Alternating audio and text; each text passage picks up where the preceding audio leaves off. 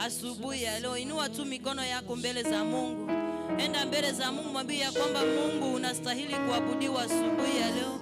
Unastahili kupewa sifa asubuhi ya leo Yesu. Unastahili kuinuliwa mfalme, maana hakuna mwingine aliye kama wewe asubuhi ya leo Jehova. Umetamalaki Bwana asubuhi ya leo Yesu. Umeinuliwa juu zaidi asubuhi. Wewe ni mtakatifu asubuhi ya leo Bwana. Umeinuliwa mfalme, umeabudiwa asubuhi ya leo Yesu. Tunakuinua Bwana, maana hakuna mwingine tena wa kuinuliwa. Tunakuabudu asubuhi ya leo Yesu, maana hakuna mwingine wa kuabudiwa asubuhi ya leo Bwana. Ni wewe peke yako Yesu, ni wewe peke yako Bwana, ni wewe peke yako mfalme wa wafalme. Unastahili asubuhi ya leo Yesu. Ni wewe peke yako mtakatifu wa watakatifu. Unastahili mfalme asubuhi ya leo Bwana. Umetukuka Yesu, umeinuliwa asubuhi ya leo Bwana. Nani kama wewe mfalme? Nani kama wewe mtakatifu? Hakuna mwingine kama wewe Bwana. Tuko mbele zako asubuhi ya leo Bwana. Tunakiri unastahili kuabudiwa Bwana. Tunakiri Yesu unaweza. Tunakiri Bwana unaponya. Tunakiri Yesu unatakasa, mfalme wa wafalme. Nani kama wewe asubuhi ya leo Yesu? Nani kama wewe mfalme wa wafalme? Nani kama wewe Baba unayetupenda asubuhi ya leo Bwana? Ni wewe tu Yesu, ni wewe tu Baba yetu, ni wewe tu mtakatifu wa watakatifu. Asubuhi ya leo Bwana, ni wewe umeinuliwa mfalme. Asubuhi ya leo Yesu, ni wewe umetukuka katika maisha yetu. Asubuhi ya leo mfalme wa wafalme, ni wewe katika jamii zetu Bwana. Tunakuabudu Yesu, tunakutukuza mfalme.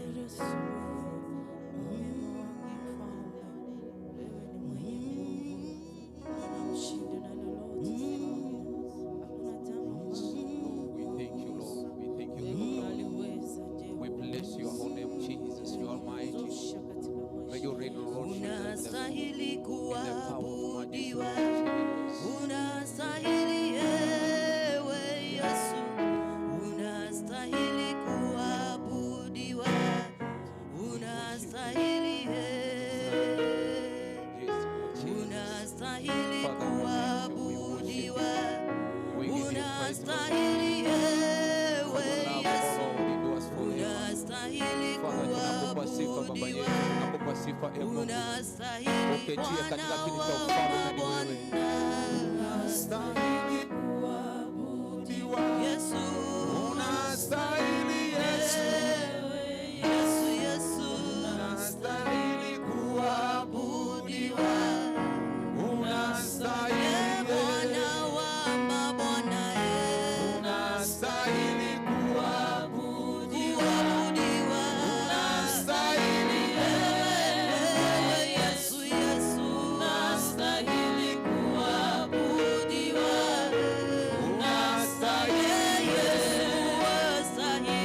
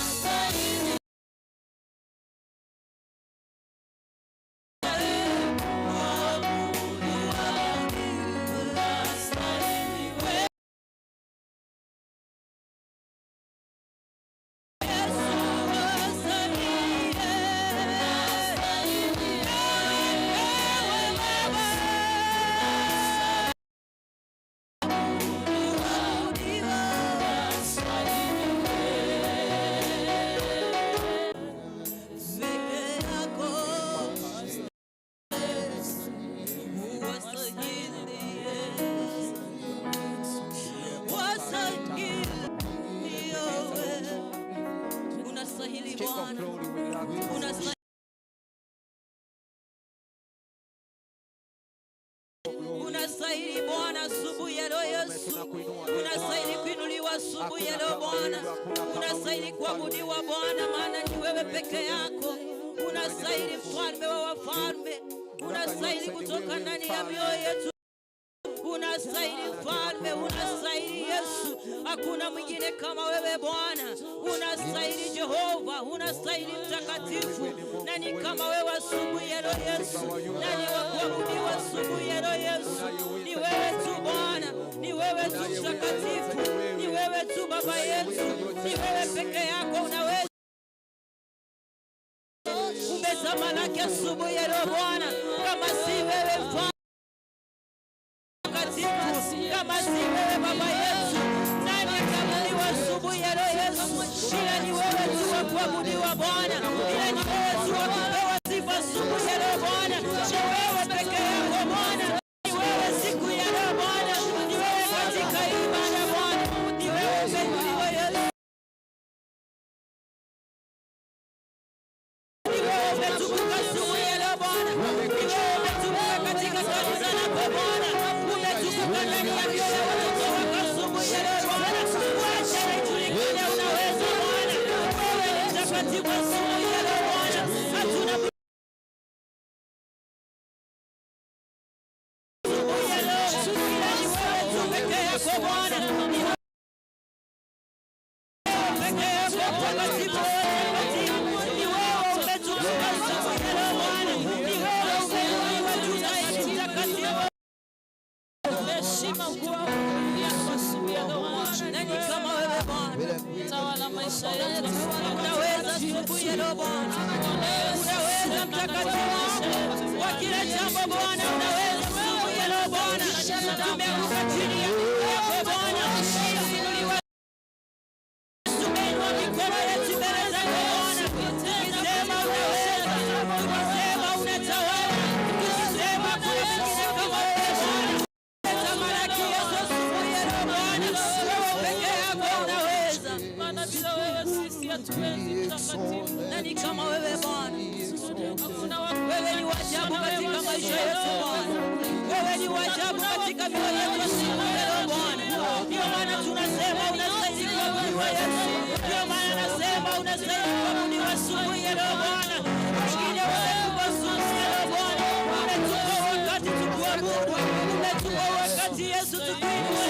Maana unastahili mfalme. Unastahili Bwana. We give you all the praise.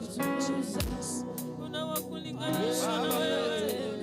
Wajabu, wewe wa ajabu, wa ajabu, wewe wa ajabu,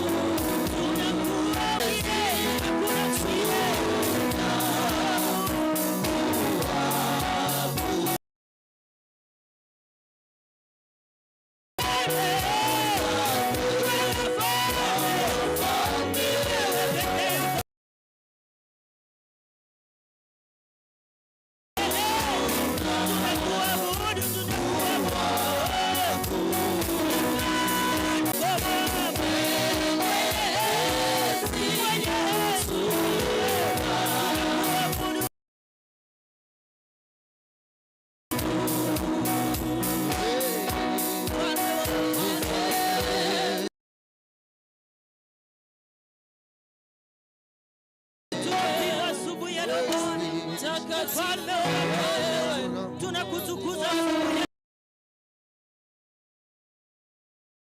asubuhi ya leo Bwana, mfalme wa wafalme, tunanyenyekea Bwana, mfalme wa wafalme, tunakuabudu, mfalme wa wafalme, tunalitukuza mfalme wa wafalme, unastahili Baba, hakuna mwingine kama wewe Bwana, hakika wewe ni wa ajabu asubuhi ya leo Bwana. Wewe ni wa ajabu katika mioyo yetu asubuhi ya leo Bwana. Nani kama wewe Baba yetu, mfalme wa wafalme, unastahili, mfalme wa wafalme, nani kama wewe Bwana, nani kama wewe asubuhi ya leo Bwana, nani kama wewe mtakatifu, nani kama wewe muweza yote asubuhi ya leo Bwana. Umetukuka Yesu zaidi asubuhi ya leo, hakuna mwingine kama wewe Bwana, hakuna mwingine tena kama wewe yangu, unaweza mtakatifu, kama si wewe mfalme wa wafalme, nafsi zetu zingekuwa wapi? Kwa sababu ya upendo wako, ni kwa sababu ya neema yako, ni kwa sababu wewe ni mkuu Yesu. Nani kama wewe asubuhi ya leo Bwana? Nani kama wewe mtakatifu wa watakatifu?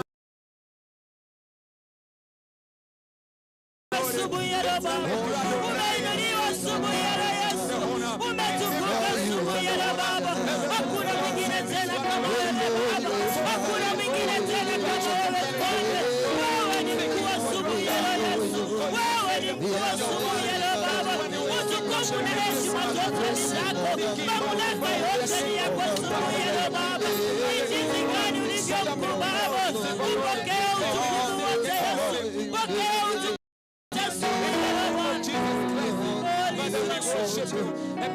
nani kama wewe Baba, nani kama wewe mtakatifu, nani kama wewe lilimasha, nani kama wewe Mungu usiyeshindwa Bwana, nani kama wewe Mungu usiyechelewa Bwana. Tukiwa nawe Baba, mambo yote ni salama, tukiwa nawe Baba, mambo yote ni salama machoni pako. Pokea utukufu asubuhi ya leo Baba, pokea mamlaka yote asubuhi ya leo Yesu, pokea utukufu wote asubuhi ya leo Baba. Ni jambo gani lililokuwa machoni pako Bwana? Kila jambo unaweza, kila jambo unaweza Baba, kila jambo unaweza Yesu, kila jambo unaweza Bwana.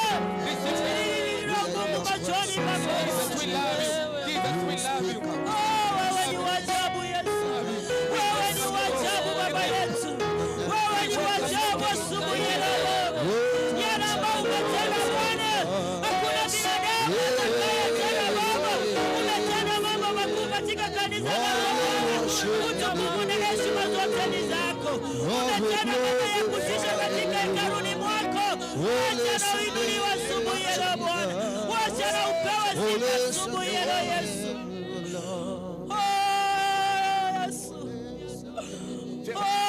Mtakatifu wa watakatifu, the King of Kings, the Lion of Judah.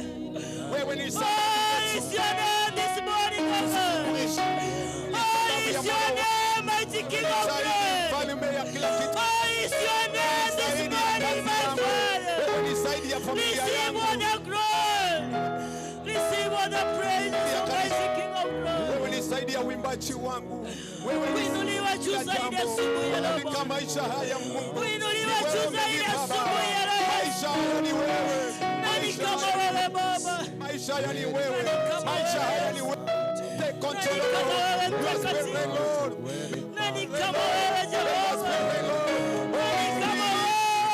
Nani kama wewe Baba? Nani kama wewe mtakatifu wa watakatifu? Nani kama wewe Yesu? Nani kama wewe Baba?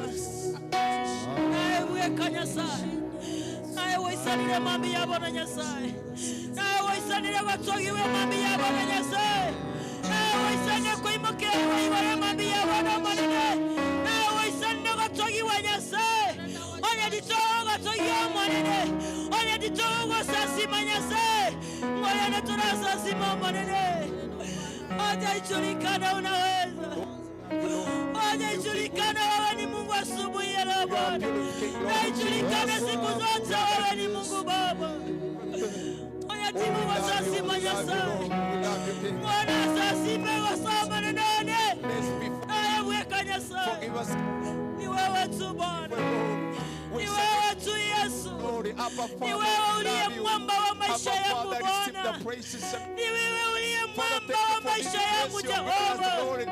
Pokea utukufu wote asubuhi ya leo, wacha ijulikane ndani ya mioyo ya watoto wako Baba, ya kwamba wewe ni Mungu ambao unatawala siku zote. Wewe ni Mungu ambao unatupenda asubuhi ya leo Baba. Kama si upendo wako Jehova, tungekuwa wapi asubuhi ya leo Yesu? Kama si damu yako Jehova, tungekuwa wapi asubuhi ya leo Yesu? Pokea utukufu wote Bwana, pokea utukufu wote Yesu. Father, may you use us to be Lord. Father, use us, Lord. Use us, King of Lord, in the way you want, Lord. Father, you are God, you are mighty. You are everything, Jesus. Father, we cry to you this morning.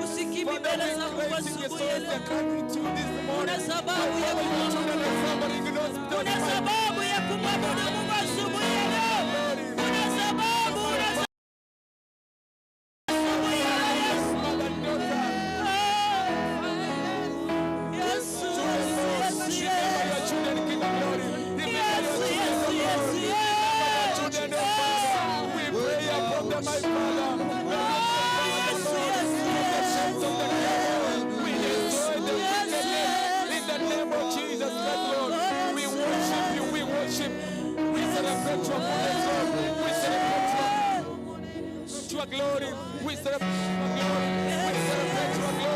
We celebrate your glory, Jesus. Thank you for your spirit, Lord. Thank you for your Holy Spirit. Thank you for being this big. We worship you. We give you praise. We give you honor, Lord. You are the King of Lord. You are my Savior. We worship you, Lord. We worship you, Ebenezer. Like you. Majina yote mazuri ni yako. Majina yote ya kupendeza ni yako. Siku hii siku ya kukuabudu. Siku hii ya kukusifu Bwana. Na kila roho ikusifu. Na kila moyo ikusifu. Wewe ni Bwana. Asante Jehova.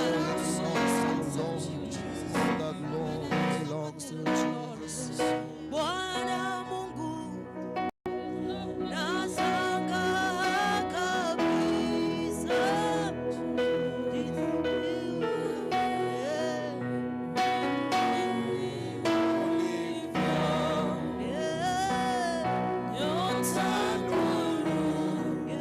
Vitu vyote pia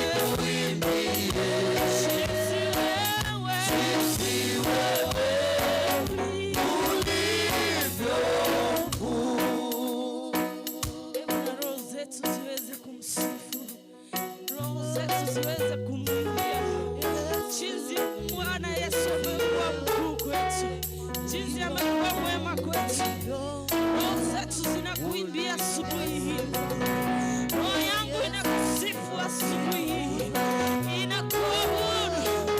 Roho zetu zikuabudu jinsi Daudi alivyosema, na moyo wangu kusifu na kuimbia jinsi wewe uko mkuu Yesu. Wewe ni mtakatifu siku zote, wewe ni mwema Baba. Simama na tuweze kumuimbia Bwana, na tuweze kumsifu siku zote. Wewe unatosha, kimbilio letu, wewe ni Mungu, wewe ndio msaada wetu, wewe ndio Mungu mwema, hakuna kama. Hebu tuweze kumuimbia Bwana.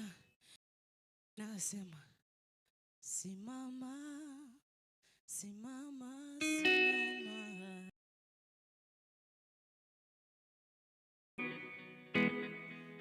Hallelujah.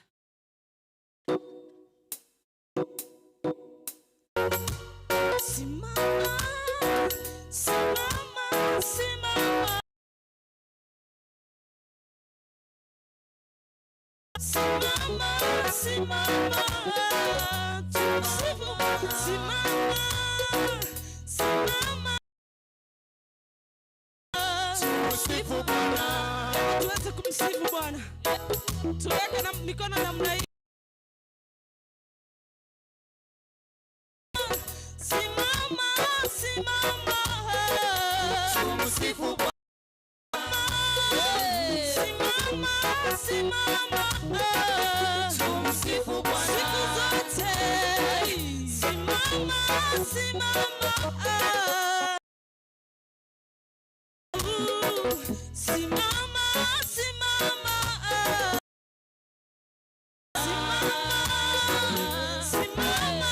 simama, tumsifu Bwana. Simama, tumsifu Bwana.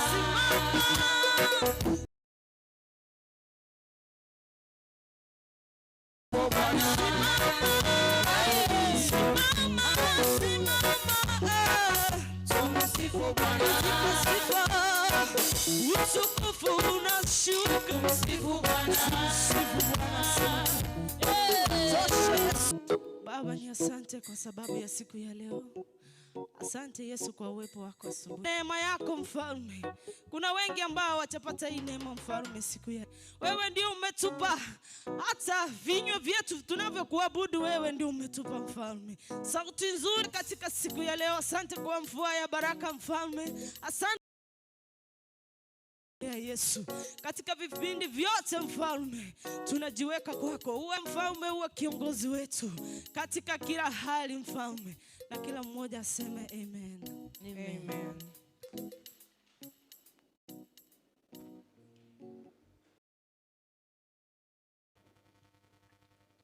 Bwana asifiwe. Bwana Yesu asifiwe. Amen. Karibu sana katika nyumba ya Bwana. Ni Jumapili ya kwanza kwa mwezi wa pili 2025, na tunashukuru Mungu kwa wema wake. Ametuwezesha kukutana kwa nyumba yake ili tuweze kumwabudu na kubarikiwa pamoja. Asante sana na karibu kwa service. Last week tulitangaziwa kwamba tungekuwa na leaders meeting wa Kisii PAG district.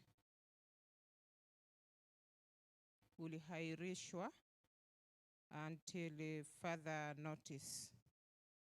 So kwa hivyo hiyo tarehe 8 tutakuwa na mkutano wa maombi kwa uongozi wa wamama, ukiongozwa na mama wilaya, na utafanyika pale.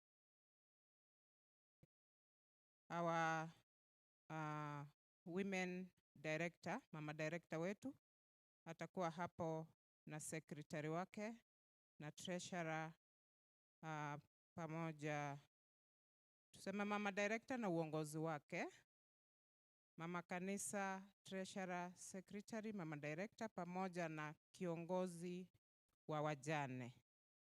Umorai Baba Boraka, mama director, naba raibaye mbabe KCPAG tarehe 8 Saturday ijayo. Kuanzia saa 3 asubuhi wanafaa kuenda na 1000 shillings. Choir practice inakuwa Monday, Tuesday, Thursday, Friday. Jumatatu, Jumanne, Alhamisi na Ijumaa kuanzia saa 10 hadi saa 11 jioni. 1 hour choir practice. Saa 10 hadi saa 11 jioni.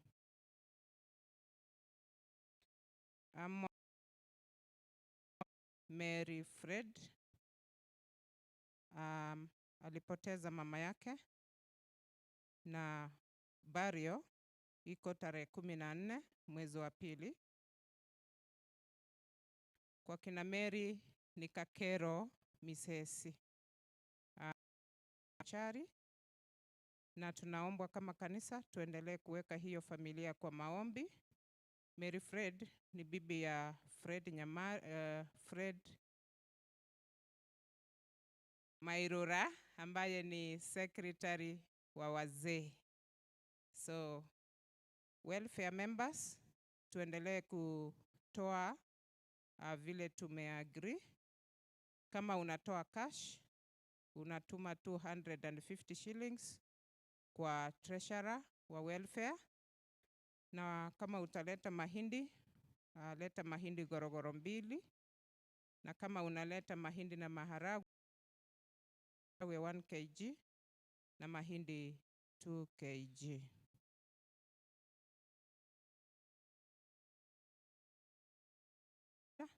Tumwone main director, wazee wote tubaki baada, tumwone main director. Nashukuru Jerusalem West ambao wamekuwa kuanzia kesho asubuhi tutakuwa na Goshen wakianza zamu yao. Lord's Table itakuwa Jumapili ijayo. Lord's Table itakuwa Jumapili ijayo tarehe 9 mwezi tayarisha. Tarehe 16 mwezi huu wa pili tutakuwa na assembly elections. All assemblies wa Kisii Central watakuwa wanapiga kura wakichagua viongozi ambao wataongoza makanisa for the next 2 years. Pia Nyamataro PAG itafanya uchaguzi hiyo siku. Kwa hivyo matayarisho yanaendelea, na hii wiki tutapin kwa notice board voters register, wale ambao watapiga kura, na hiyo register imetolewa kuanzia July 2024 hadi December 2024, mwezi wa 7 hadi mwezi wa 12 2024, na hao ni wale walikuwa wanatoa tithe, kwa sababu the major requirement ya mtu ambaye anapiga kura lazima awe anatoa fungo. So tumetengeneza register, iko tayari na imeanzia July 2024 hadi December 2024. So hii wiki itakuwa pinned. Ukipata nafasi utapitia uangalie, na kama kuna any concern tafadhali reach out to me, the secretary, ndio tuweze kuangalia records. Na Jerusalem West, karibu.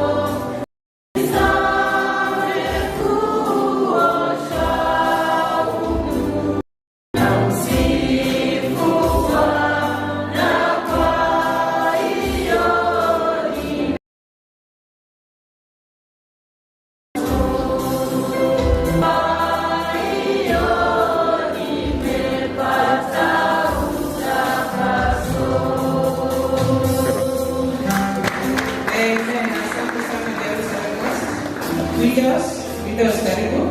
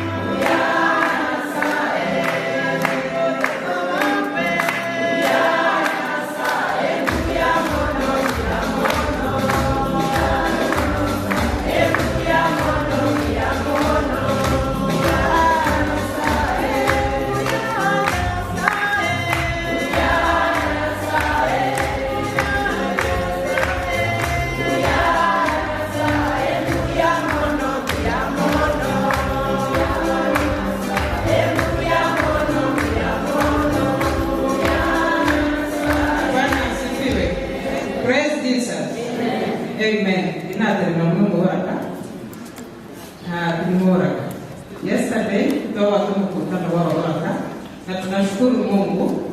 Tupigie Mount Carmel makofi.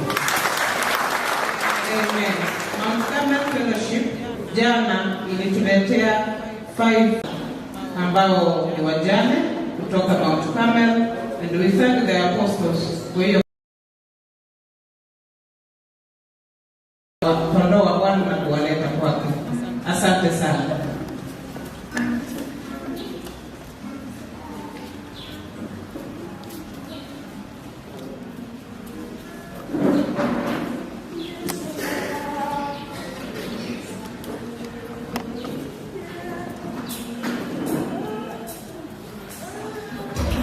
Yes, oh,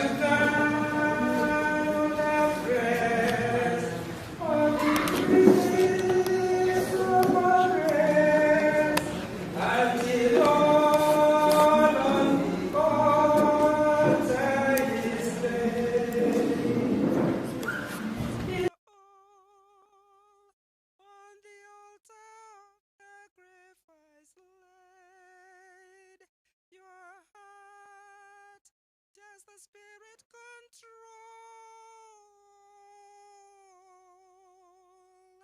You can only be blessed and have peace and sweet rest as you yield him your body and soul. Will you walk with the Lord in the light of his word and have peace and contentment? You must do his sweet will to be free from all ill. When you are all on the altar is laid, is your all on the altar of sacrifice laid? Your heart, does the Spirit control? You can only be blessed and have peace and sweet rest as you yield him your body and soul. Oh, we never can tell what the Lord will bestow of the blessings for which we have prayed, till our body and soul he does fully control, and our all on the altar is laid. Is your all on the altar of sacrifice laid? Your heart, does the Spirit control?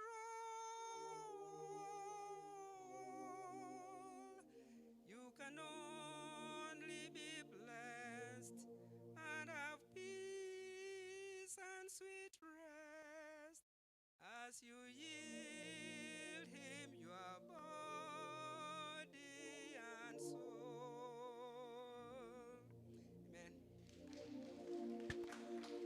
Amen. Amen. Asante sana. Bwana asifiwe. Amen. Tunamalizia kwayas hapo. Ni wakati tunaenda kumshukuru Mungu kwa kumtolea. Bwana asifiwe. Amen. Kwa kutoa, nataka kualika wageni wote ambao tuko ndani ya kanisa. Naomba mnisaliuti hivi. Kama niwe ni mgeni, amen, amen.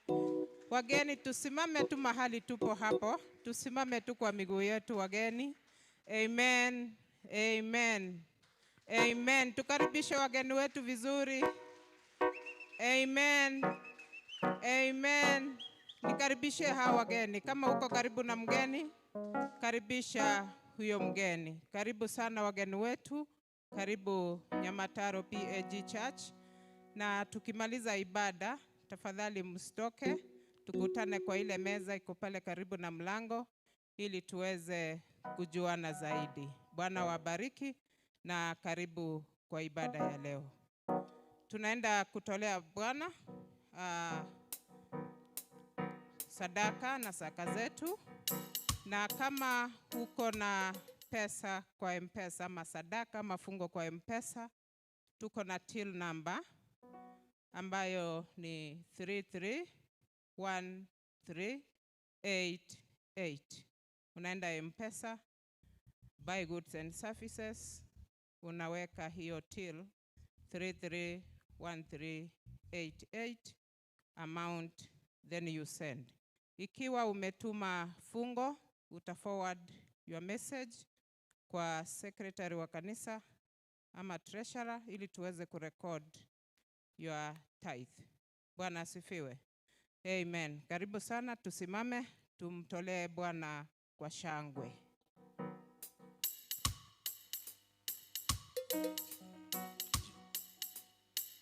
It shall be permanent. It shall be permanent. What the Lord has done for me, it shall be permanent. It shall be permanent. It shall be permanent. What the Lord has done for me, it shall be permanent. Permanent. It shall be permanent. Permanent. It shall be permanent. What the Lord has done for me, hey, it shall be permanent. Permanent. It shall be permanent. Permanent. It shall be permanent. Walk like a Jewish. What the Lord has done for me, hey, it shall be permanent. Permanent. It shall be permanent. Permanent. It shall be permanent. What the Lord has done for me, hey, It shall be permanent. Lord, my God, oh God, my God, how excellent is you. Oh Lord, My God, oh Lord, how excellent is your name. oh Lord, how excellent is your name. Oh Lord, oh Lord.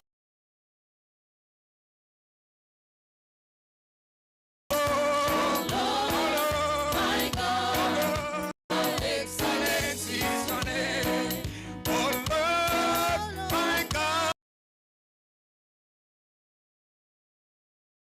Lord, my God, how excellent. Lord, my God, how Excellent is your name. How excellent is your name. Amen. Amen. Tuamini, tuombe.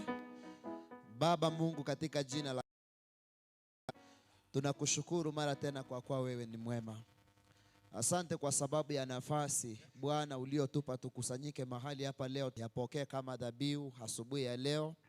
Bwana ukabariki kila mmoja unasema katika neno lako. Tunapoendelea na ibada Bwana, tunaomba ya kwamba jina lako libarikiwe kwa kuwa wewe ni Mungu. Kwa Yesu tumeomba na kuamini. Amen. Amen. Asante sana. Ninapoenda kuketi, Rigesa, tukumbuke na praise and worship team. Tukimaliza ibada wote tukutane kwa ofisi ya Bishop. Praise and worship team, tukimaliza ibada tukutane kwa ofisi ya Bishop. Karibu sana. Praise and worship.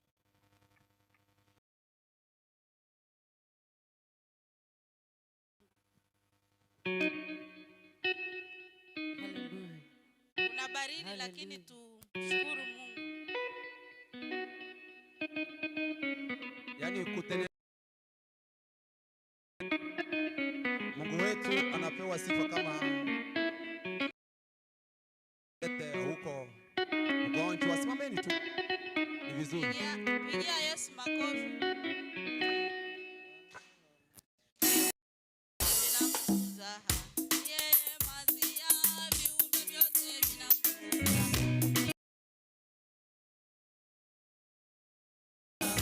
Wewe Mesia, viumbe vyote vinakutukuza.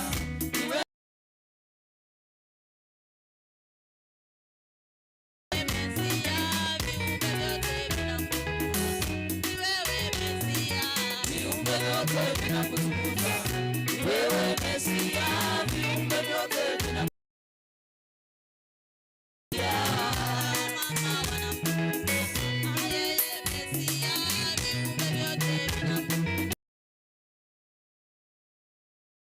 vyote vinakutukuza. Wewe Mesia, viumbe vyote vinakutukuza. Wewe Mesia, na Baba wanakuinua. Yeye Mesia. Mesia, viumbe vyote vinakutukuza. Wewe Mesia, viumbe vyote vinakutukuza.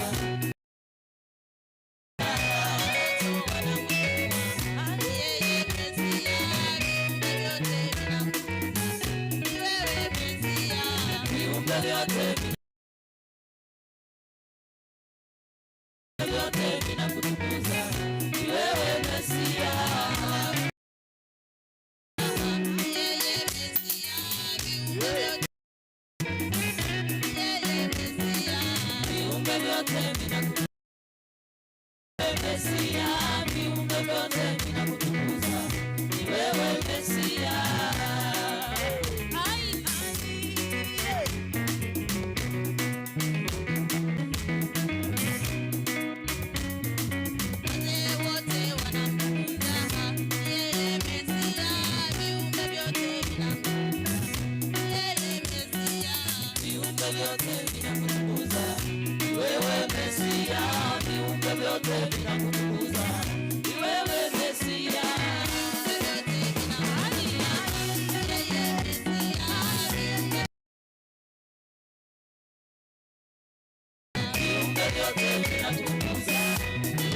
Mesia, viumbe vyote vinakutukuza. Wewe Mesia.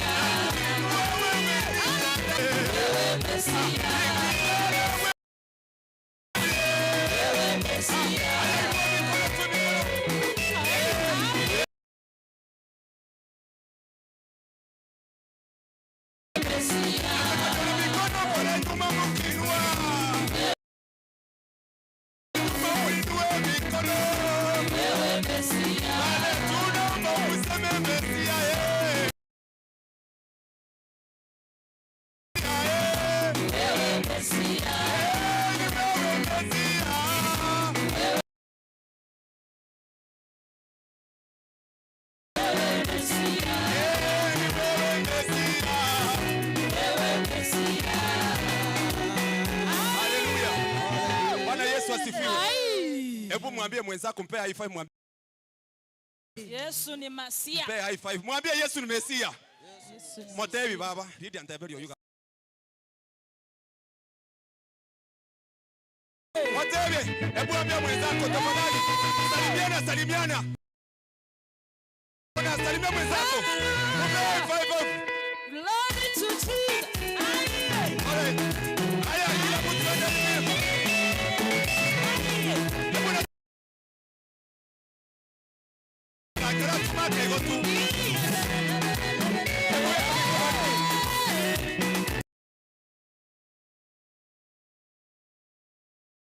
Mike niongezee kidogo. Hallelujah. Naomba kila mmoja tuweke mikono hivi.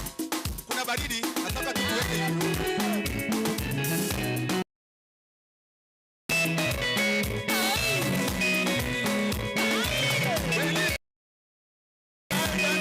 Wewe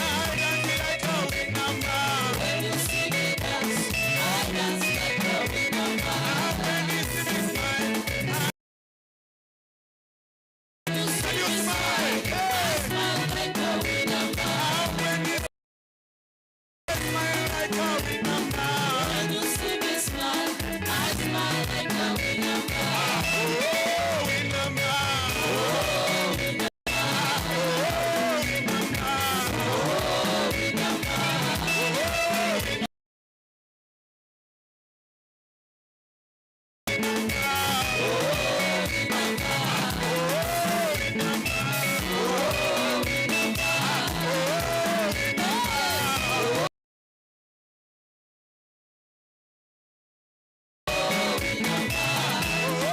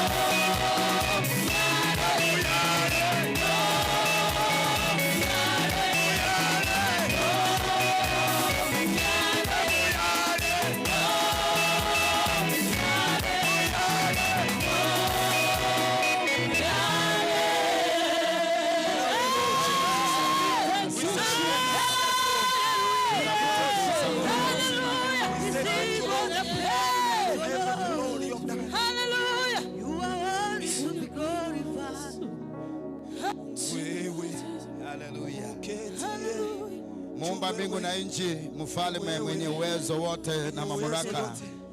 Muumba mbingu na nchi, tunakushukuru, tunakuenzi kwa sababu ya wema wako. Asante kwa sababu ya siku ya leo.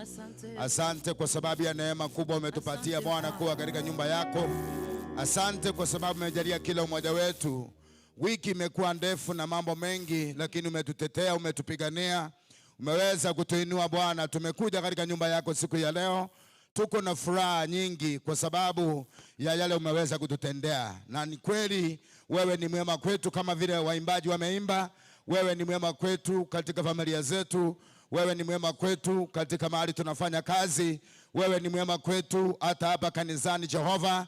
Wewe ni mwema kwetu katika nchi yetu ya Kenya. Umekuwa mwema katika njia zote. Tuko na kila sababu ya kukutukuza na kukuinua kwa sababu ya matendo yako makubwa. Bariki kila mmoja ambaye amekuja mahali hapa, wakubwa kwa wadogo. Tuomba kwamba Bwana, kupitia neno lako tunaenda kushiriki kwa muda mfupi, neema yako ikaweza kututosha. Jina la Baba litukuzwe, maana hakuna wa kufananishwa na wewe. Huwezi kulinganishwa na kina Dagoni, huwezi kulinganishwa na kina Bahari, huwezi kulinganishwa na miungu yote ambayo inatajwa ndani ya Biblia. Wewe ni Mungu mkuu mwenye uwezo na mamlaka, Mungu uliyeziumba mbingu na nchi.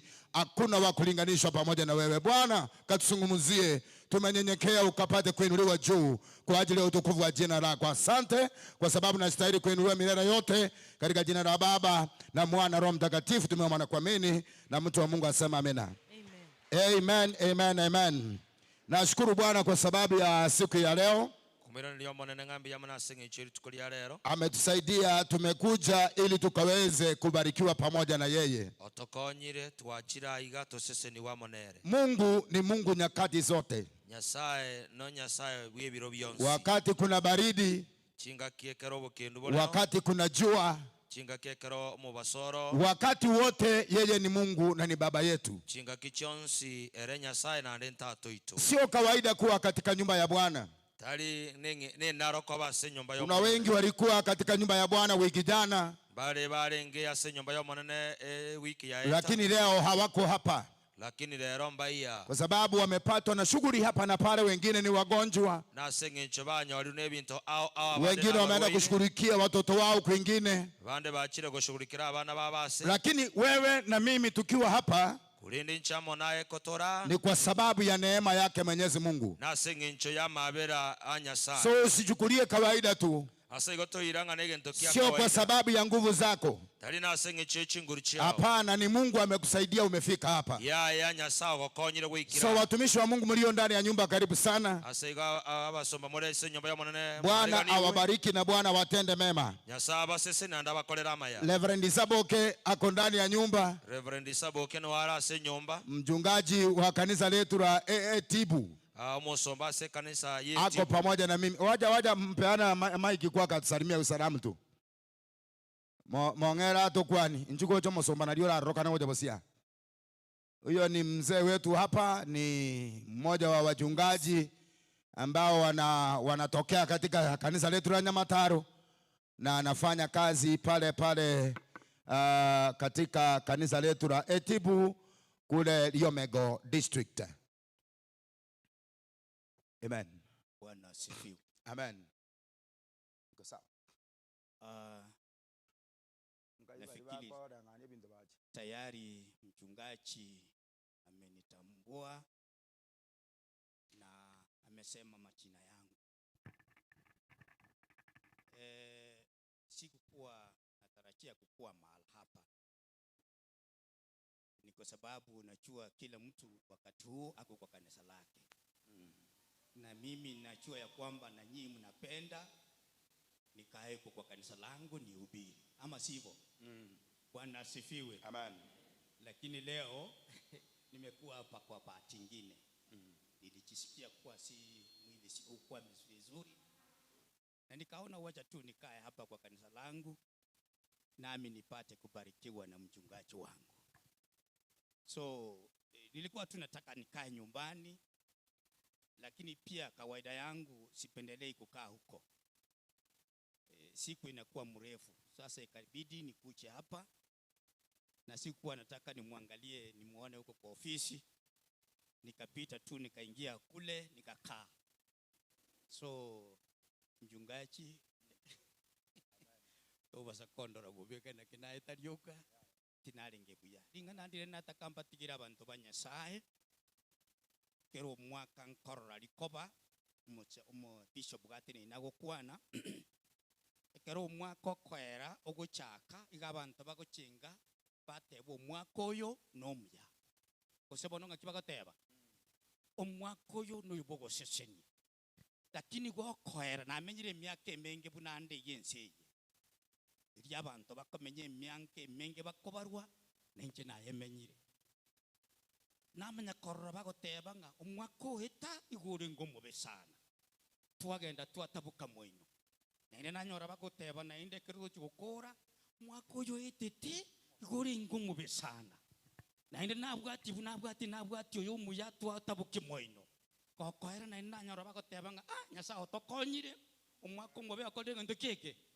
owetire inkagenda nsenga chaka korengerera nga ninki gekogera kirenga ki omuntu akonya goteba ngo omwaka oyo oetire no mobe inkanyora iga Paula okwana iga igonta getego konyoro gendo uchiase ngokorera mone Yesu abakwe meaning tatagetiaru omwaka oeta bunarenge naenda so omwaka oyo naenda agende moino omwaka kore buno orenge tiganya sato sesenie togende gochimoino tokoro omwaka turaba hao.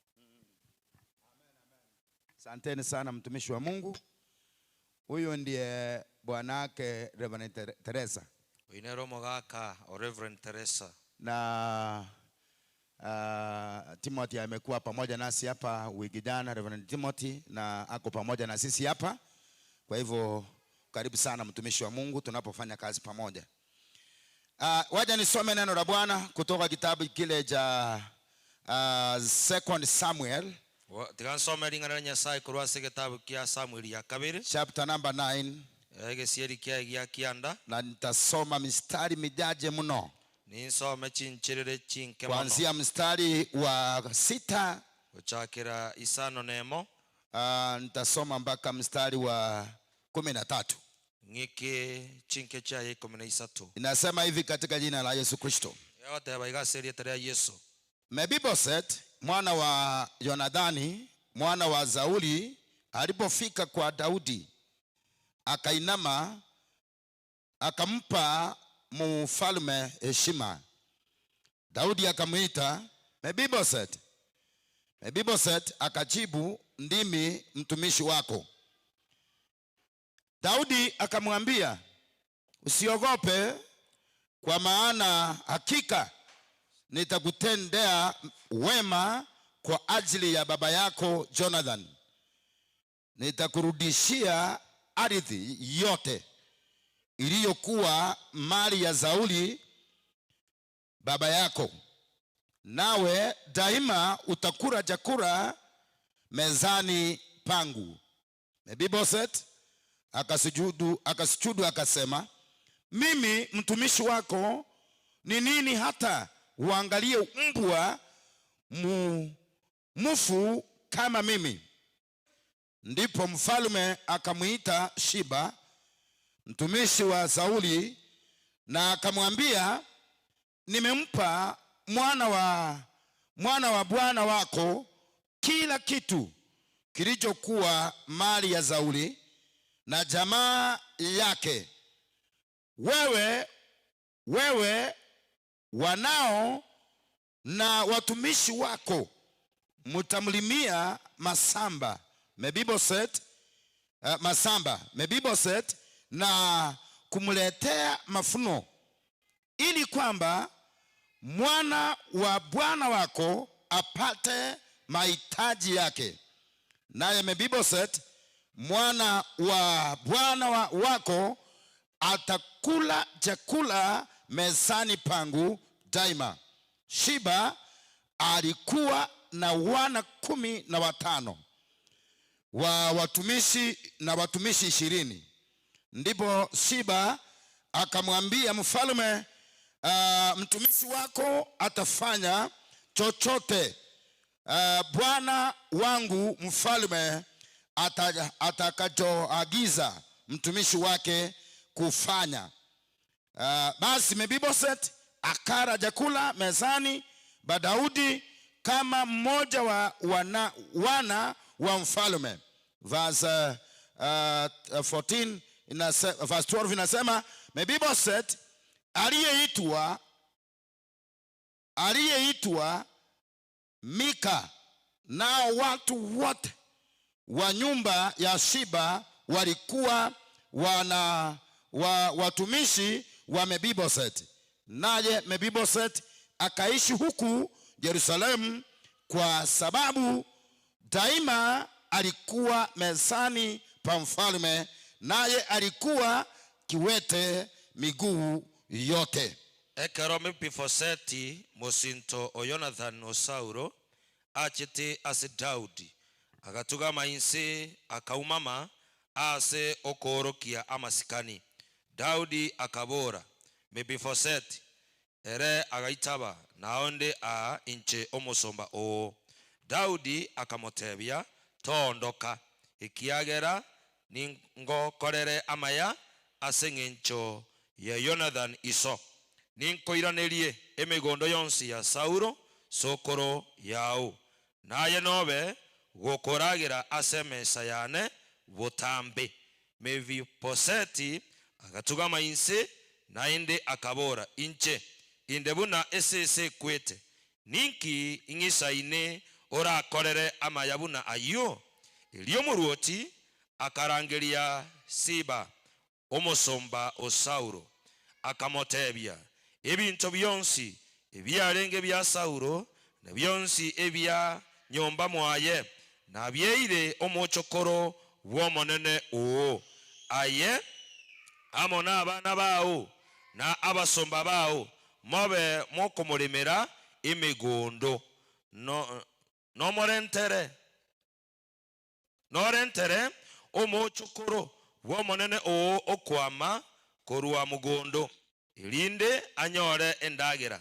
Kurende Mepiboseti omonyene omochokoro bw'omonene o nigo arabo koragira ase mesa yane botambe. Siba nigo abwate abamura 15 na abasomba 20.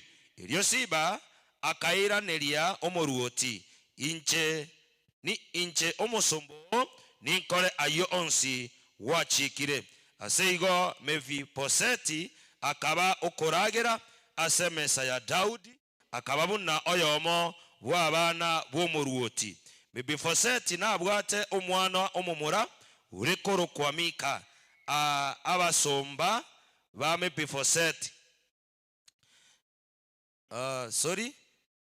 Mika abantu bonsi abarenge osiba bakaba abasomba ba Mepiboseti.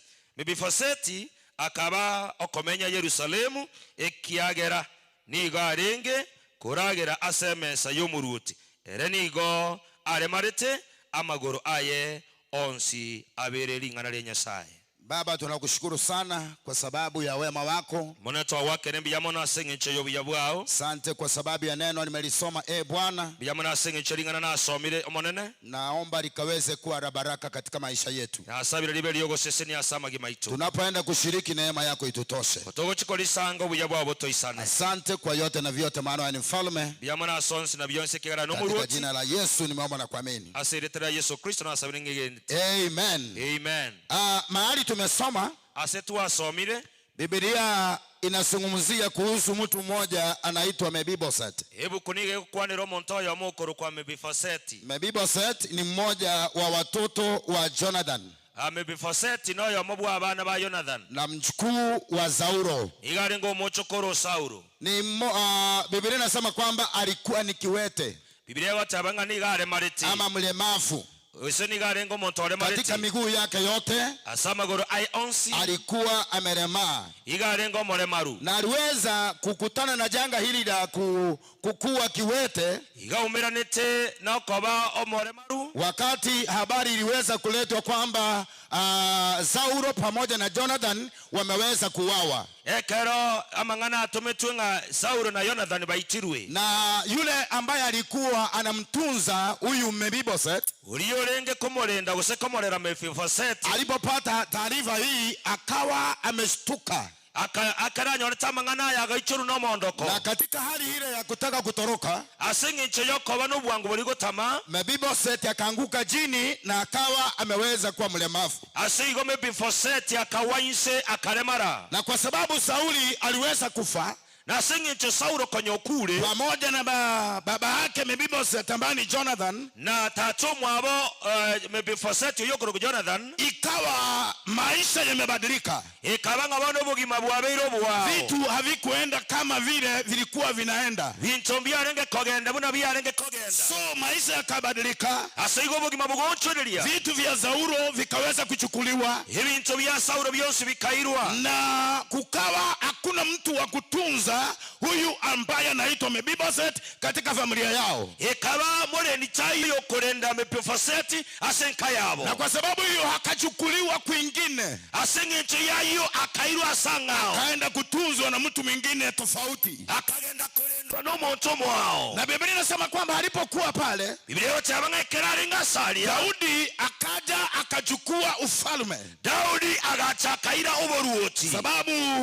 yule Saulo amekufa. Asengecho konya Saulo okule. Alipochukua uongozi, ekeraire choborai. Kwa sababu Daudi alikuwa ni rafiki ya Jonathan, ekiagera Jonathan na Daudi n'abasani balenge. Ikawa anataka kubariki ama kusimama pamoja na mtoto wa Jonathan ama mtu kutoka katika nyumba ya Sauli. Akaba no kugania na gotenena no monto kurua si nyumba ya Saulo. Akauliza kwamba je, kuna mtu yeyote akabulia ine montonde na leo ambaye amepaki katika nyumba ya Sauli, huyo tigaleta si nyumba ya Saulo, ili nikaweze kumtendea wema, ili nyare kumukolera maya, kwa sababu ya rafiki yangu Jonathan. Asengecho yo mosani one Jonathan. Ikawa hakukuwa na mtu. Ekabanga moto tayo. Lakini wakamwambia kwamba kuna mtu mmoja amezalia. Kulende bakamotebia nali motoyo motigalete. Na yeye ni kiwete. Ere no molemaru. Hajiwezi. Tali kwenyara. Na hayuko nyumbani kwao. Tali sobo. Anaishi pale Rodebari. Higamenya tali Rodebari. Na alipoambiwa hivyo, ekerate betuigo, hata kama Mefiboset alikuwa kiwete, nonye Mefiboset oringe ekerema, akaamuru kwamba waje huyu aletwe. Agachikanga chiguyu aletwe. Aweze kuonyeshwa wema wa Bwana.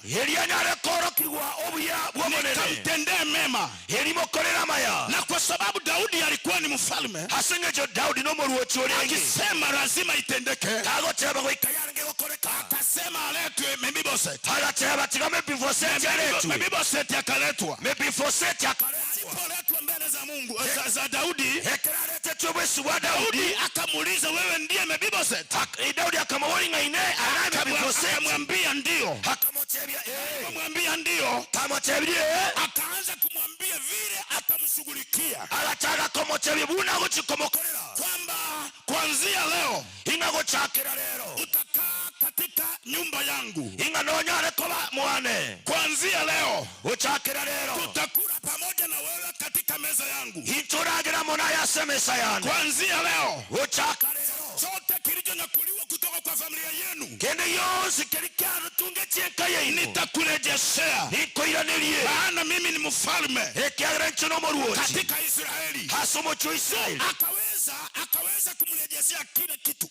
Igo Daudi akanyara kumwiranilia kirege. Na Biblia inasema kwamba Mefiboset, Biblia yochanga Mefiboset, aliposikia maneno haya yote, ekere uweta mangana ya akasema mimi ni nani? Alatabanga incheningo. Mimi nilie kama umbu mufu. Inchendebu na SSE kweti. Mimi ambaye ni kama umbu wa mufu. Inchenigo ngabu na SSE kweti. Nini mbele zako mfalme? Nikinde asobo wa muru. Uweze kunitendea wema kama huu. Ilionkolera mayabu naya. Akamwambia kwamba tena nitapeana, ni masamba yote nitarejesha na nitaweka watu wa kulima masamba hayo na utapata kila mafuno yanatoka katika hilo samba. Akamotebinga emegondo yonsi nikoiranelie nimbeke abakoriye merimo bari mendagera nendagere yose nebe yao. Na Biblia inasema kwamba na yule Mefiboset akaendelea kukaa mbele ya Daudi ama katika Yerusalemu siku zote za maisha yake. Biblia yotebanga elimo Mefiboset akamenya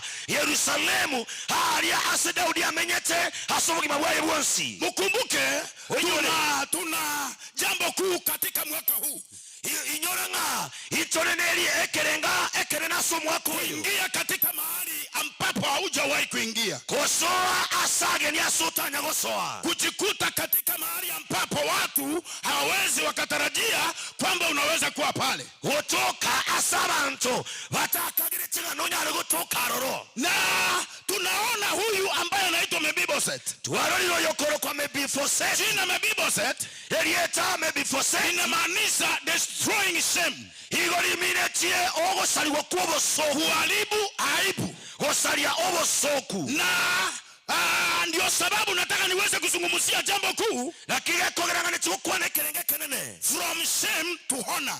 Korwasogo ogo chaywa waikasa masikani. Kutoka kwa maaibu korushiwa korwasobo soku. Na kuwekwa katika mahali pa heshima. Kubekwa asa masikani. Kutolewa chini korushiwa inse na kupandishwa juu na kuimokereriwa igoro. Kutolewa mahali ambapo umezaulika korushiwa se kuebiriwe na kukumbukwa pamoja na Mungu na konyorwa na Nyasaye. So huyu jamaa alikuwa amekosa tumaini. Hasigomo wakoyo akanyara kuborua ogosemeria. Alikuwa amekosa tumaini. Hadasiri ogosemeria. Maana yale ambayo yalikuwa katika familia yao ekiagera yalenga senka yabo. Kila kitu kilipotea.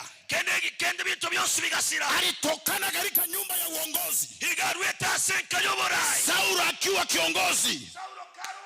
Na Biblia inasema kwamba wakapoteza kila kitu. Maana tunaona Daudi anauliza, je, kuna mtu amepaki? Haulizi kwamba kuna mtu katika nyumba ya Saulo. Lakini anauliza kwamba je, kuna mtu amepaki? Kwa hivyo alijua kwamba hakuna mtu katika nyumba ya Saul. Lakini akaambiwa kwamba kuna mtu anaitwa Mefiboset ambaye ni kiwete. Na alipoambiwa hivyo, Biblia inasema hivi, akaamuru aletwe kutoka Rodebari, aletwe mpaka Yerusalemu, mahali ambapo Daudi alikuwa anaishi. Akatolewa kule Risafu, akaletwa mjini, akaletwa Yerusalemu, akapata faida zote zinazopatikana kwa nyumba ya mfalme. Akaketi katika kiti ambacho hajawahi kuketi. Akakula chakula ambayo hajawahi kula.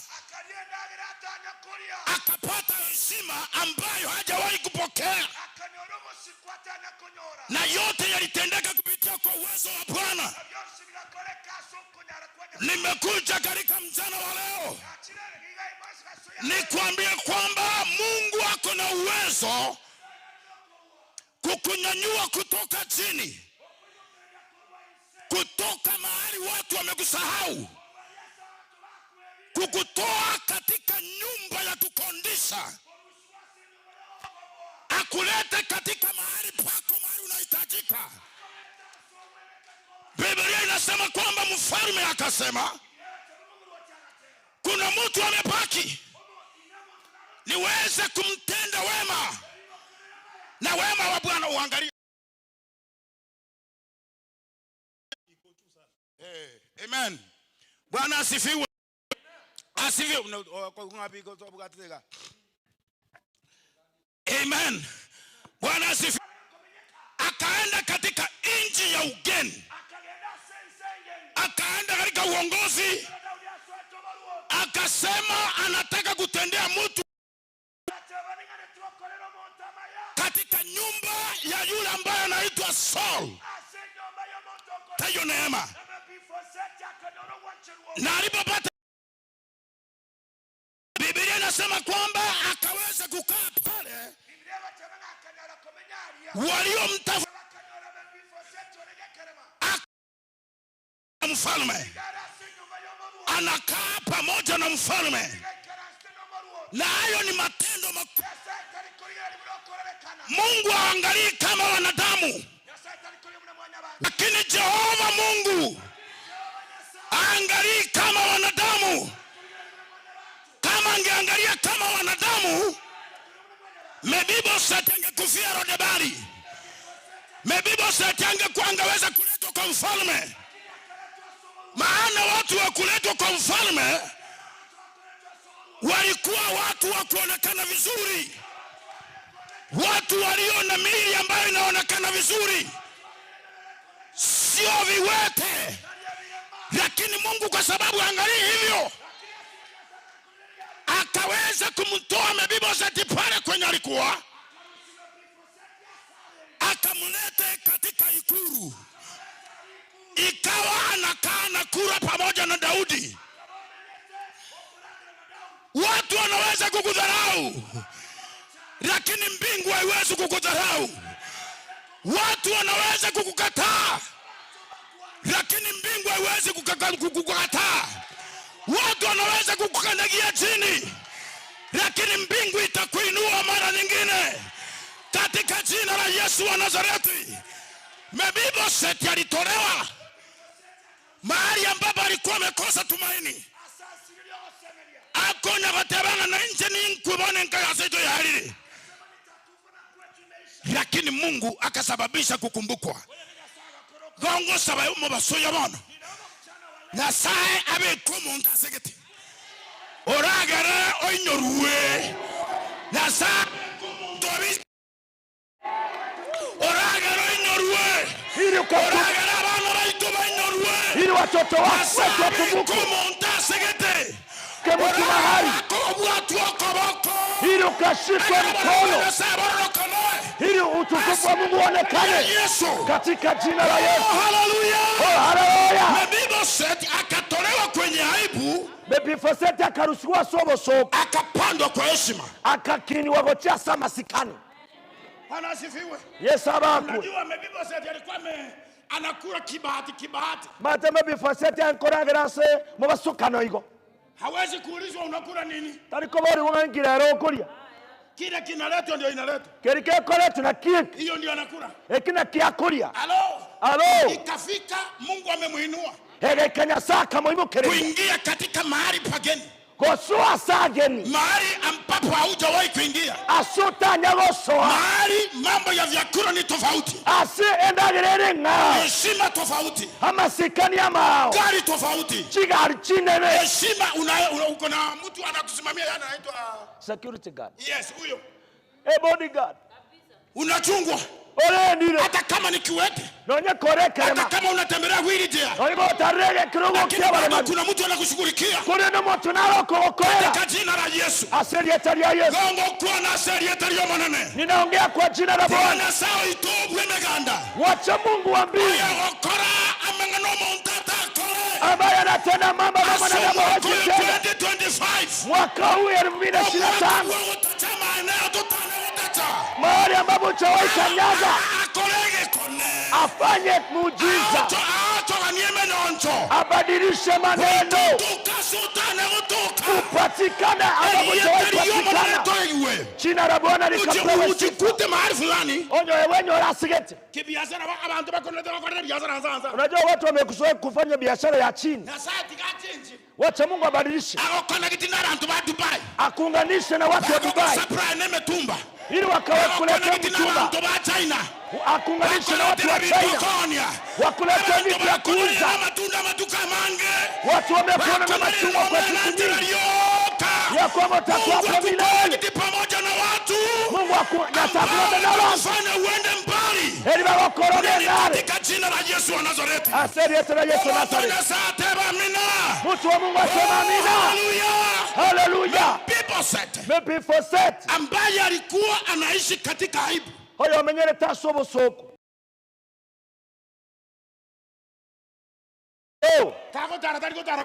Akitembea atembei peke yake. Mtu mmoja akosaidia, mwingine hapa, mwingine akisukuma wheelchair. Vitu vikabadilika kwa jina la Bwana. Mungu akabadilisha mambo. Ni Mungu anabadilisha, sio kamte. Hapana. La. Ni Mungu anabadilisha. Ni yeye anabadilisha vitu, sio uchawi.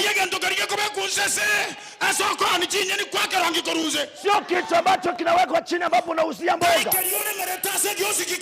Kile ambacho umelimia chini ya kioski. Atafanya uweze kubarikiwa. Yule ambaye oyo rako lote kuinuliwa katika viwango vikubwa. Kwa hivyo karibu hiyo mono. Anaitwa Jehova Mungu. Ila koro kunyasai. Yeye na uwezo na nguvu zote. Na roho no kubwa wote. Kubadilisha mambo. Kwa gonchora dia mangana. Bwana liweze kuinuliwa. Katika jina la Yesu Kristo. Aseri ya Yesu. Huyu mtu alifunjika miguu. Akainuliwa. Akakumbukwa. Na bora atuara bara uwao. Unaweza kuwa na unyonge wako. Abantu bakarango muntu yomboza. Watu waone yeye ni mtu bure. Lakini Yesu anabara tumio bara uwao. Mungu anaweza tumia unyonge wako. Akubeka sigita abantu batamanyiti. Akuweke mahala ambapo watu hawafahamu.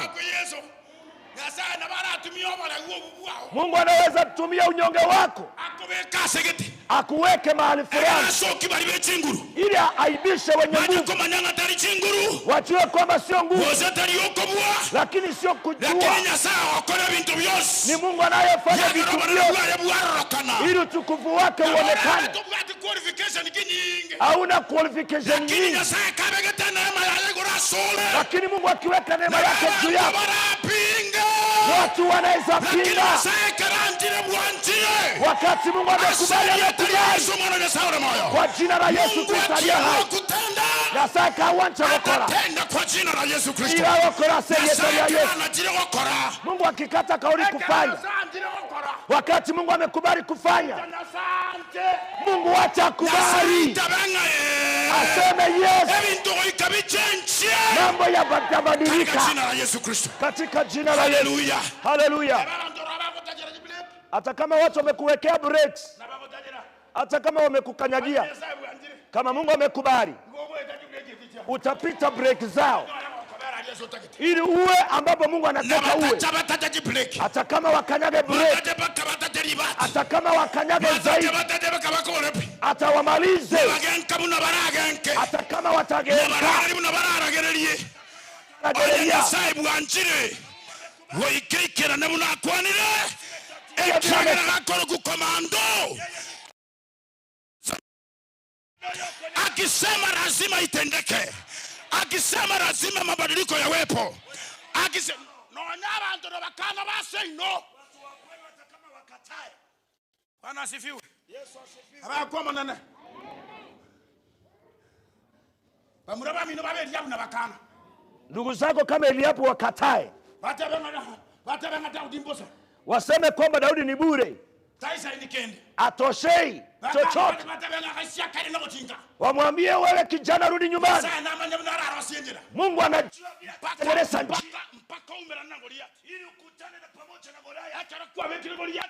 utakapomweka Goliathi chini, utakapoua Goliath, ekelora mwite Goliath, ndio akina Eliabu watabadilika. wako imukirira iguru, wakuinue juu, watabango yombro, wasema huyu ni ndugu yangu, huyu ni ndugu yangu mdogo, oyo mumuro mitoma kogo, huyu ninamjua, oyo ni mama nyeti, ninajua moyo wake. Awa mama tabingo mangetene nonga twarenga aliko nyakukani. Unajua hata kama tulikuwa tunakata, Tunakusabairi sana. tulikuwa tunakuombea na Mungu amekupatia ushindi. Sonya sako roho Watapinga kama Mungu amekubali Judi, lazima akaweze kutenda katika jina la Yesu Kristo. Abantu nabakana ngatoliko gwana, hata kama pona kundio minto ya kundi, abantu nabakana ngatoliko gwana, watara ngatoliko faulu. Omogaka Fred na oyo kwa Moses, hata kama watapinga aje, kama Mungu amekubali, nonya sahibu anchile, amekubali. Arabu anchile, Haba kwa manane. Pia jikana na Yanga yonse. hata kama PH watakataa wote, Nwanya bishop wenye mataro nanga. hata kama bishop wenye matara kata, kama Mungu amekubali, pinge mata. Mimi ninaimani nipinge. Anaitwa soba kabisa David. Soba kabisa. Hello. Bwana asifiwe. Mungu akisema ndio, yasaga atabire, hata kama wapinge. ababa mincha. Bwana asifiwe. So tunaweza kusoma nini? Inki toko nyara wasoma, Kutoka kwenye tumesoma. wase tuwasoma, Ingi toko igira. tunajifunza nini? Na Biblia satika renge karema. Mepifoseti alikuwa kiwete,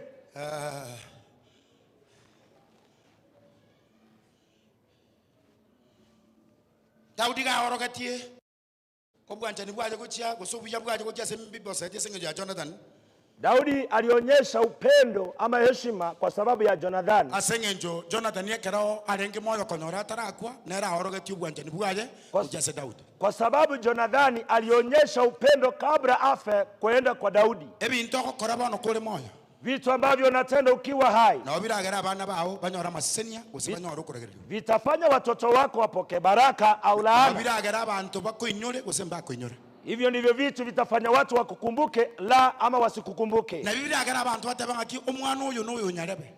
Hizo ndizo vitu watu watasema huyu kijana ama Yaraba no muntu huyu uyu urenge tikatokorera omwana waje na rekendekia. huyu mama kama babaka alikuwa anafanya mema, wacha tutende watoto wake mema. Kama ulipokuwa katika mamlaka Kole nyonye kwarenga soko bwa. ama uongozi popote pale, Usobora ande onsi. ulitesa watu, Ugachanda abantu. ukaangaisha watu, Ugakorera abantu ukafanyia watu maafa, ugakorera abantu amabeku. ukaua watu. Ugaita abantu.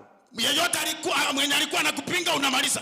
Onde wesona nkoma mu micha yo kwenga uko. Wakati utakuwa hauko, Ekerenga kiera iko tai. watoto watu watafuna hayo maneno. Abana bao mbagesama Hakuna mtu nganaji. atampokea, Onde tayora mwaregani. wengine watawawa Abande mbaitu. kwa sababu ulipokuwa hai Ekagere kale kwarenga moyo. ulikuwa mtu wa kusumbua. Hiyo kwarenga moto So bobo Jonathan cyane. kwa sababu alikuwa mtu mzuri, Asenga chochona danari ngo moto mya.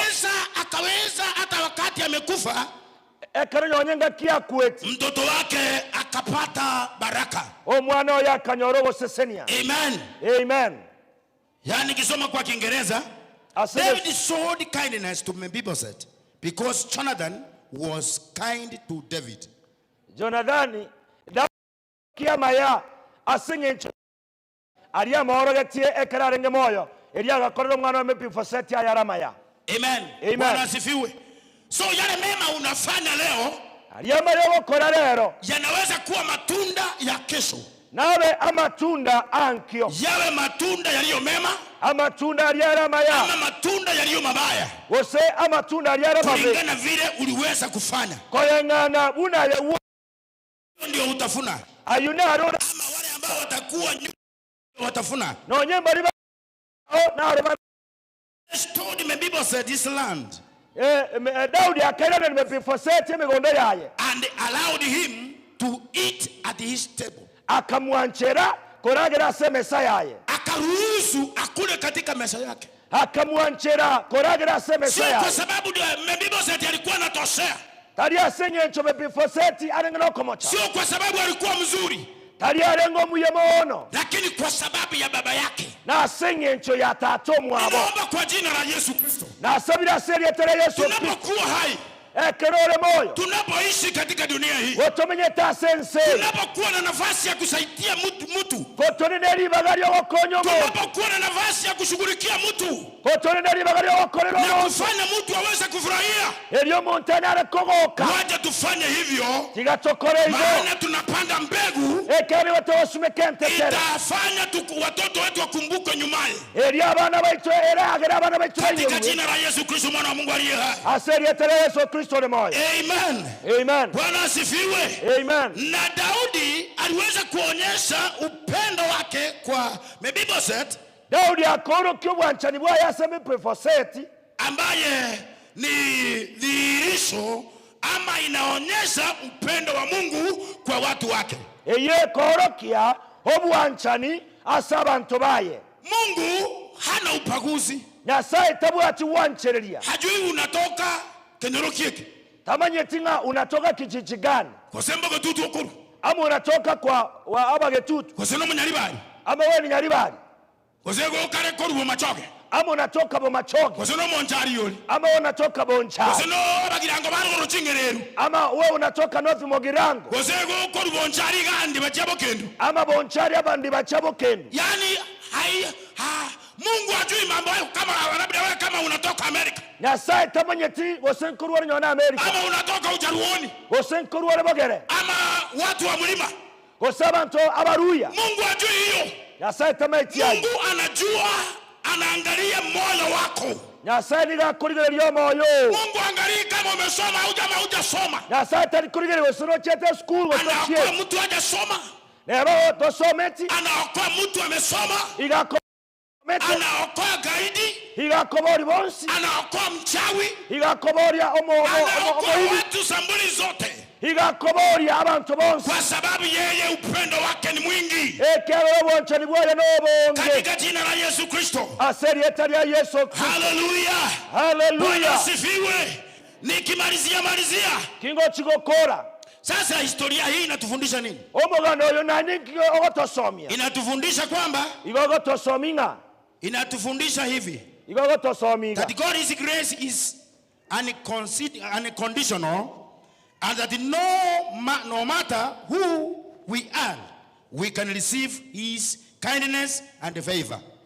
Amen. Amen. Neema ya Bwana Inasema igagoteba iga yani upendo wa Mungu obwanchani bwa Nyasaye ama neema ya Bwana kole wose obuye bwa monene haina kipimo kerengo ama haina masharti, wose tebwati amachiko hata kama ama labda wewe ni nini ama unafanya nini, gosaye ningo wose ninkiyogokora unaweza kupokea neema ya Bwana na kibali cha Mungu. nabokonyora obuye bwa monene n'obwancherwa kwa Nyasaye. Amen. Amen. Bwana asifiwe. Amen. Kwa hivyo hata kama umetoka wapi, nebe kwarure ane onsi hata kama ulizaliwa na mchawi, nonye koiboretwe n'omorogi, lakini ukimpokea Kristo urende kokwa monyorire Yesu, umepata neema kuitwa mwana wa Mungu. wanyorire obwanchero koro kwa mwana wa Hata Nyasaye, kama uko na tabia zingine watu hawapendi, nonye kore n'echimbwa abantu batanche, ukimpokea Kristo urende kokwa monyorire Yesu, anabadilisha maisha yako, iga wonchoreria obogima bwao na ni katika jina la Yesu Kristo. na seri etari ya Yesu. Amen. Amen. Bwana asifiwe. Amen. Bwana asifiwe.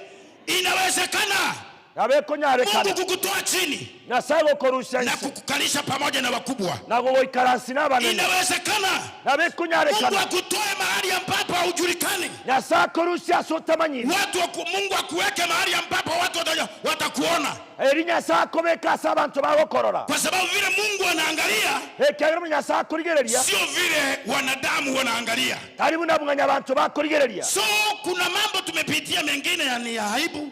nabera nyarekana mangana yetu etereyo bosoku Umepitia aibu katika maisha haya, weteyo bosoku asobogimobo, lakini Mungu ako na uwezo kukuinua olene Nyasaye nare nokobwago kukuweka okoribokereria katika mahali ambapo anahitaji uweze kuwa. eri akobeke asagane kyayo nyarekoba Alimuinua Joseph akamoibokereria Yusufu ambaye aliweza kupitia aibu nyingi katika familia yao, oyo etere tobosoku obonge kukataliwa aseka na ndugu zake, Kodengana bamuraba mwabo. kutupwa kwa simu, Korutwa imasengoro. kutolewa kwa simu, Koruswa imasengoro. kuuzwa, kufanyishwa biashara, Koni wogonchole kobo wogoncholeria. kustakiwa kwa uongo katika nyumba ya mke wa Potifa, Gosoeru asobori masenyomba ya Potifa. kuwekwa katika gereza, Kobekwa setera. na baadaye kutolewa katika gereza Na nyuma ya koruswa na etera ime. kuwekwa katika kuwa mtu wa pili katika nchi ya Misri. Na kobo monto kabere asense ya Misiri. Alianza kwa aibu, Agachakiroboso. akakataliwa na watu wa kwao. Akangwa n'abantu basobo. Ndio sababu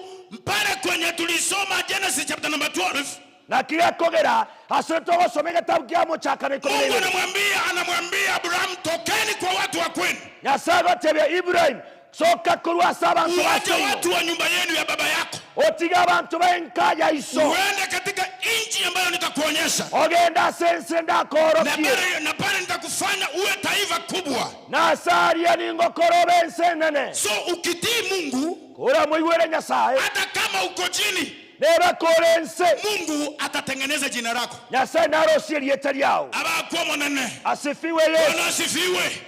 Bora ukubaliane na sauti ya Mungu, Yoka wachirana nelyogirio monene. ukubaliane na vile Mungu anakwambia. Oiwere muna Nyasaye kogotebya. Mabadiliko yatakuwa katika maisha yako. Amaoncholeryo n'abasobogima bwao. Amen. Amen. Nataka niweze kumalizia hapo kwa sababu ya muda, Tugokorera bwasengecho yebiro. nikikwambia kwamba Mungu anaweza Nakowatebinga Nyasaye nkunyara. kukutoa pale chini, Kokorusya alyanse. hakuweke juu, Akobeke iguru. kwa jina la Yesu Kristo. Aserieta lya Yesu. Bora usikie sauti yake Yoka oigwere lyogi na lyaye. ukaweze kumtumainia Mungu katika maisha yako, Oseme lyo monene. katika jina la Yesu Kristo. Aserieta lya Tusimame Yesu. zote juu tunapoenda kuomba Totenene igoro kutochi kosaba. kwa sababu ya muda. Asengecho yebiro. Amen. Amen. Amen. Amen. Inawezekana. Gonyare kanere. Inawezekana Bwana kukushughulikia. Gonyare kanere Nyasaye kokorere. Umeishi maisha ya aibu siku nyingi. Kwamenyire obogima bwobo sokwa matuka. Magonjwa yamekusumbua. Ebintu bire byago chandire. Kuna mambo yameweza kufanya moyo wako kufunjika moyo. Ebintu bire byagalira moyo kobuneka goseko kupaganzi. Umekaribia kukata tamaa. Weikirase ogokuwa moyo. Unasema hapana, kufikia hapa imetosha. Watanga goikira abone yaisanire. Mungu ako na uwezo kukushughulikia. Nyasaye nare no kobwane chinguru kogokorera. Mungu ako na uwezo kuleta mabadiliko. Nyasaye nare no kunyara koleta maunchoreri. Mungu ako na uwezo kubadilisha hali yako. Nyasaye nare no kobwa gwonchoreria ayo gwetera. Hako tayari kukuondolea visirani. Era no wale gokorusiria bisirani. Watu wamekusengenya. Bantu bagokuwanire Paka bobe. unasikia hata kuacha kanisa. Paka nyonye koigure gotige kanisa. Mungu ako na uwezo kukuondolea visirani hivyo. Nyasaye nare no chinguru no kobwa gokorusiria bisirani. Aweze kukusimamisha tena kwa jina la Yesu Kristo. Eliago teneni aseri etalia Yesu Kristo. Uwe na moyo tena wa kwenda katika fellowship. Obe no moyo bwoko genda se fellowship. Uwe na moyo tena wa kumtumikia Mwenyezi Mungu. Obe no moyo bwoko mokorera Nyasaye. Usiseme kwamba sasa imetukufikia hapa imetosha. To isagote abanga ya isani. Hapana, Mungu ako na uwezo kukusimamisha tena. Ya Nyasaye nare ne chinguru ko Na goteneni na. kukuinua na kukubariki katika jina la Yesu. Okoimokereria na kogoseseni aseri etalia Maana Yesu. Bwana amepanga mema katika maishani mwetu. Ekiagera monene orobereria maya samagi maito. Katika jina la Yesu Kristo. Aseri etalia Yesu. Tuinue mikono yetu juu Toimo kiamako kaito igoro. tunapoomba pamoja. Kotogo sawa sobwamo. Amen. Amen. Amen. Amen. Vile unajiona Buna bweroche na kujihurumia, na kwerorera mabebe. vile watu wanakuona Buna abantu bagokorora na kununena kinyume na maisha yako, nago kuwa na mamincha n'obogima bwao. ama wanaamua kwamba kufikia hapa hii haitafanyika, Ose waikire gwatenga abono tegokoreka. kufikia hapa huyo hawezi kuenda mbali. Abono oyo takogenda ndi. Hawa ni wanadamu tu. Abumwanya abantu. Mungu ako na taarifa kamili Nyasaye nabwate ujumbe ngiya ya maisha yako igoro y'obogima bwao. katika jina la Yesu. Aseri etalia Yesu. Walio kuletea taarifa mbaya Bali bakoreterete ujumbe habari embe ya kukufunja moyo, yoko goita moyo ya kukuangaisha, yoko gosiria ya kusungumuza maneno ambayo yaliweza kuchafua moyo wako ukawa na vidonda. ego kuana mangana ayasaretio moyo ko bana maote. Bwana ako na uwezo kukusaidia Omonene nari no kubwa kwoko gokonya na kukuinua katika mjana wa leo nago koimokia igoro omo basorero kwa jina la Yesu Kristo. aseri etalia Tunue Yesu. mikono yetu juu hivi. Toimokia mago kaito igoro. Baba Mungu ishie milele, Nyasaye omenyete kare na kare, katika jina lipitalo majina yote. ase rietanĩtie amarieta onsi. Hakuna Mungu wa kufananishwa na wewe.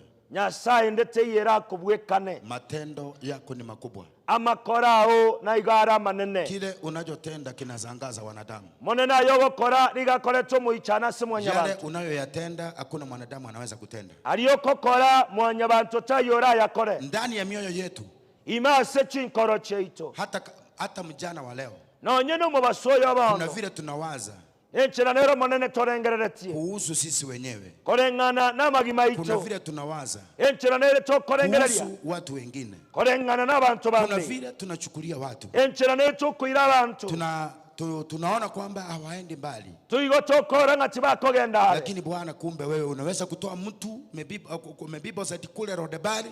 Nena Nyasaye gokorusa mepifoseti ali Rodebari. Na unamleta Jerusalem. Ukamleta Yerusalemu. Kwa uwezo wa jina lako. Aseko bwa kweli etali yao. Naombea watu walioinua mikono yao juu. Na sabire abari bayimukira maboko abo iguru. Sijui anapitia nini. Timanye tiekera wetera. Sijui kile anachohitaji. Timanye tikeriane no kogania. Sijui ni aibu gani amepitia. Timanye timboso kuketeire. Iwe ni magonjwa imemhangaisha. Ebe na marwaire amochandire. Iwe ni vitina vimeweza kumhangaisha. Ebe na vitina bya mochandire. Iwe ni mapepo yanamsumbua. Ebe na bilecha bya mochandire. Iwe ni uchawi ama maroho ya uzirikina.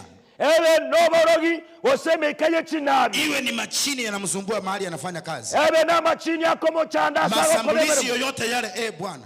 Na mesambulisa ndio sio maneno. Kwa uwezo ambayo umetupatia kwa madhabahu haya. Asokobu wakori watu ila sege sasi. Tunanyamaziza kila sauti. Tuarimirie keleliogi. Kila mipango ya adui. Keremelobelio mabisa. Kila vikundi vilivyo kinyume na maisha yake. Kerebi tuaribire mamicho na mabwani. Tunasambaratisha katika jina la Yesu Kristo. Tuaseberere kanilia serieta ya Yesu. Iwe ni waganga wa kienyeji. Ewe na baganga ba kienyeji. Iwe ni wachawi.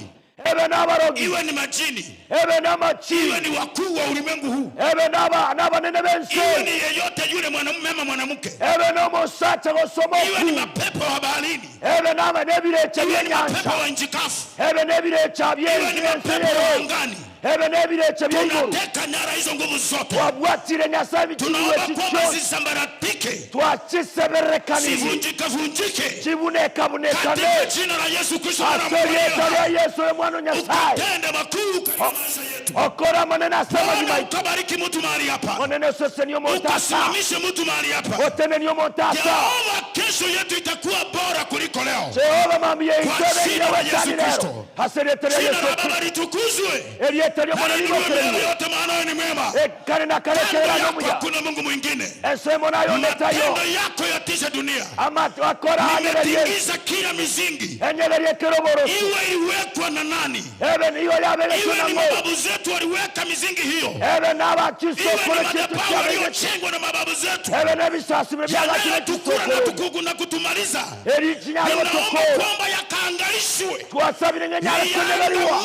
Kwa jina la Yesu. Esira serie ya Yesu. Tangaza baraka za Bwana. Na kwenda ngoseka kwa Bwana katika mchana wa leo. No wanchero kwa Bwana. Bariki mtu mahali hapa. Osese niyo montasa. Ukaweze kusangaza wengi. Onyalo kondo kwa bange. Kufungua milango yao kwa jinsi sio kawaida. Oigore biseri byawe tebya. Waweze kusema kwamba kweli Jehova ametutendea. Katebenekene chobo tokoreide. Kando yako hakuna Mungu mwingine.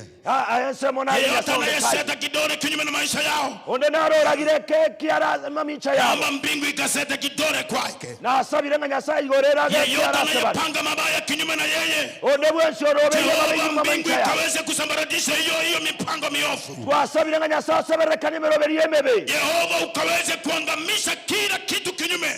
Omoneno nyale wosiyekene yoskere mamincha. Na maisha ya watu wako. Mamincha yabagima yabana bao. Tangaza amani. Twasabire omorembe. Tangaza baraka. Twarelire wosese. Tangaza kuinuliwa. Twatangaza neema ya Bwana. Obuyabwao. Tangaza uponyaji. Twasabire ko wena. Uponyaji wa mwili na roho. Monene asobera mono wa ndoa zetu. Monene asekino macho. Tangaza uponyaji wa watoto wetu. Twasabire ko wena kwa bana. Tangaza kuinuliwa. Twasabire ko tangaza uponyaji wa kanisa. Twasabire ko wena. Tangaza uponyaji wa PG Kenya. Twasabire ko wena wa PG Kenya. neema ya Bwana katika jina la Yesu Kristo mwana wa Mungu aliye hai. Ukaleta uponyaji ndani ya maisha ya watu wako katika jina la Yesu Kristo.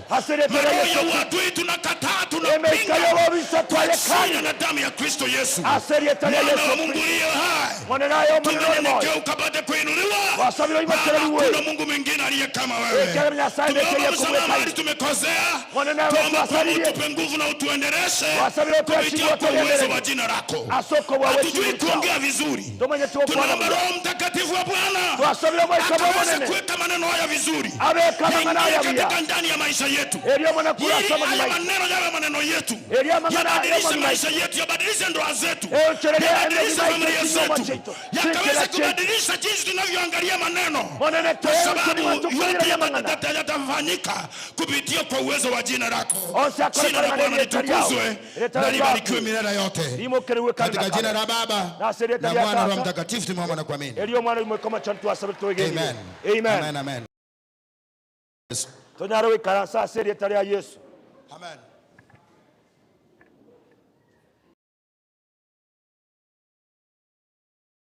Nataka tuweze kumaliza mkutano wetu, tutokora gusanga witorero, lakini ujue kwamba Mungu anaweza. Kuri ndo manyang'anya Sio vile utamaliza. Tari gora kure.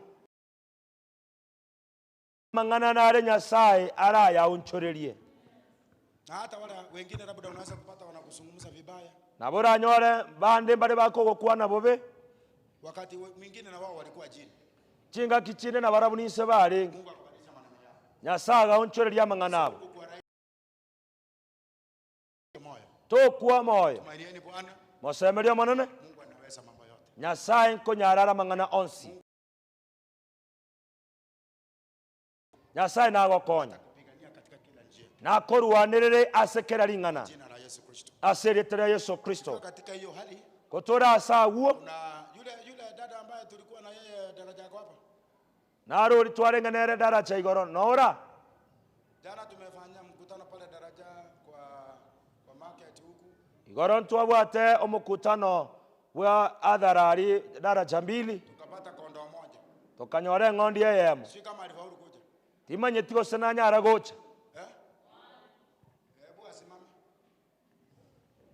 Twago sabiro tenene.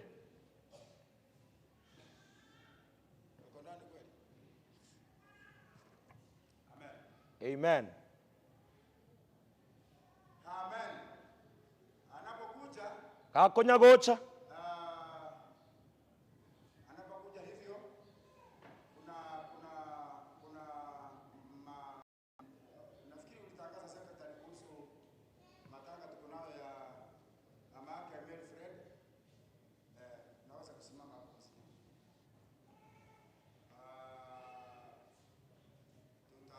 Kuna wengine tutaenda huku kumaliza ibada. Sio kama mmoja wa wale wa kwenda, naomba kwamba Mungu atusaidie tupate nafasi ya kwenda.